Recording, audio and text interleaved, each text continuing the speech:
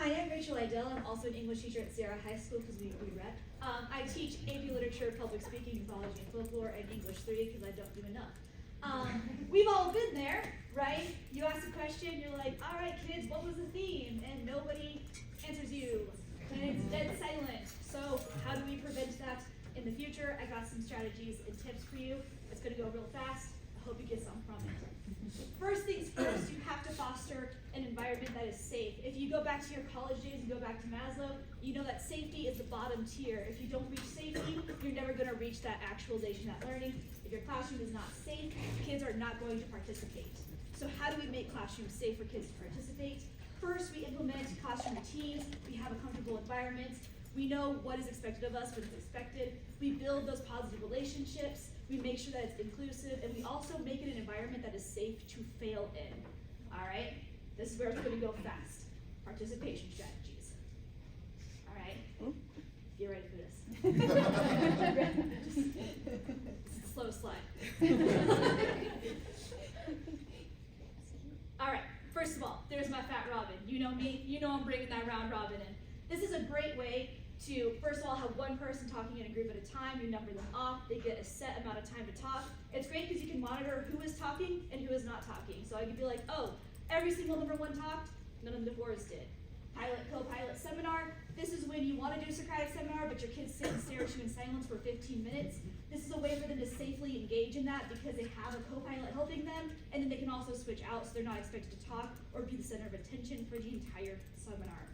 Rally Coach is a great one because this is the one where your kids become the coach and they also become their cheerleaders. So kids coach each other through different strategies and also cheer each other through different strategies.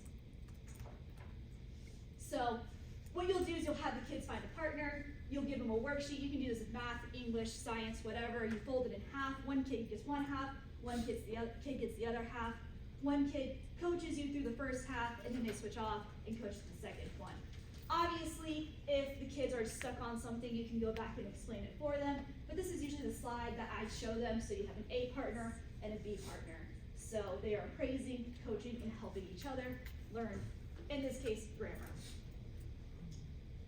Inside-outside circles. I make my public speaking class do this all the time because, first of all, it makes all of them get up so you know that every single person's participating, and it makes them all talk to each other. Yay! Collaboration, right? So you split them into one group and two group, and you make the outside circle around, and they have to talk. Talking rules is something that every English teacher knows about. It's an easy way to kind of hold every person in a group accountable if you want to do group work. I've changed these up 100 different times. I've done specific like 1984 ones where I had like a thought police one, so you're gonna be on your phone. Musical partner is also something I constantly make my children do, and they love it. Everybody has to stand up yet again, so I can visually see that everybody's participating, obviously, and I can see that everybody is talking to each other. Roundtable, and the next one is roundtable consensus. I'll talk about them together. This is going to be more for your classes that are kind of self-driven. I use these for my AP classes mostly because it's kind of the idea that they collaborate as a table together. So they all come together as a round table, like King Arthur's round table, and they all kind of share their ideas.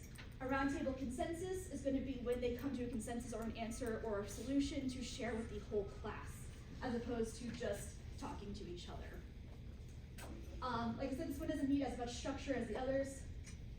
This one's quiz trade. My slide seems to be a little bit messed up here. But this is the idea where you can give them a card with the info on it. They have to fill out the card. They get up and move yet again because you can see that they're participating. And then they trade cards. It holds everybody accountable to getting the information as well as exposes them all to the information. What if students still aren't talking? First of all, diagnose the issue. What holds them back? Are they embarrassed? Do they hate their classmates? Do they not like talking in a group? Make reasonable accommodations. If you're looking at reading something loud and they don't want to do it, and things like that. Reflect and readjust, right? So always think about what you could do better. And small wins are wins because if they're talking, even if they're not talking on task, they're still talking, right? That's it.